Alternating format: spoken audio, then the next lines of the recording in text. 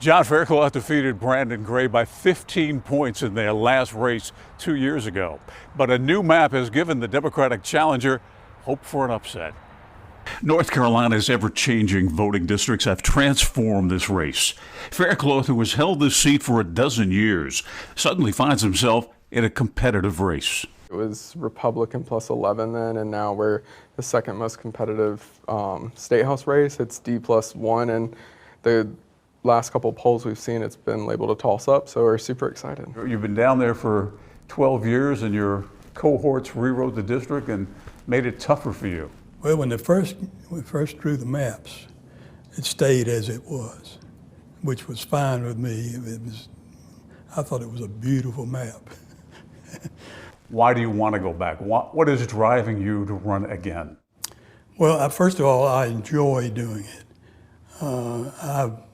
My career has been in serving people in different ways, most of it having to do with criminal justice.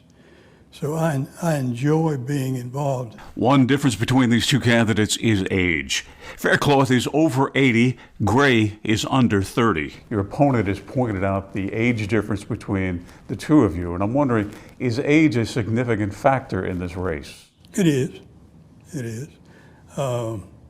I'm probably the oldest one in the House now. If not, there's one other gentleman.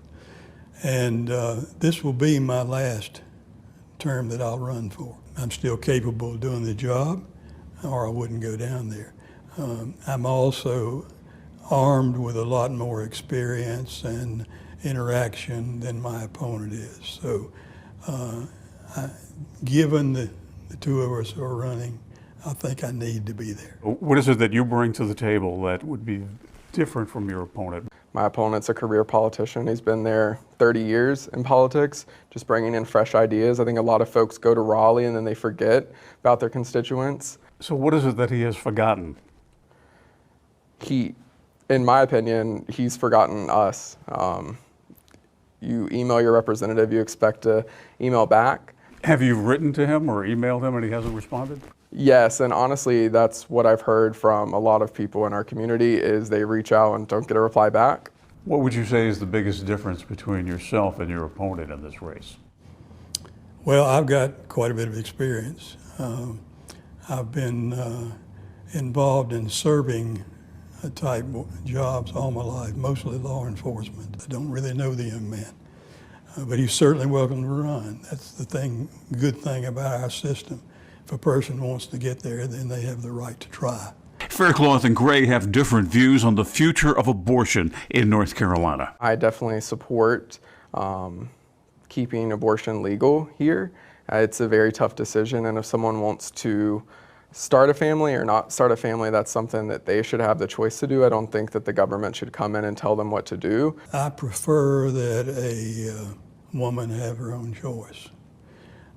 But I also wish and hope that we can have some way of, it bothers me that a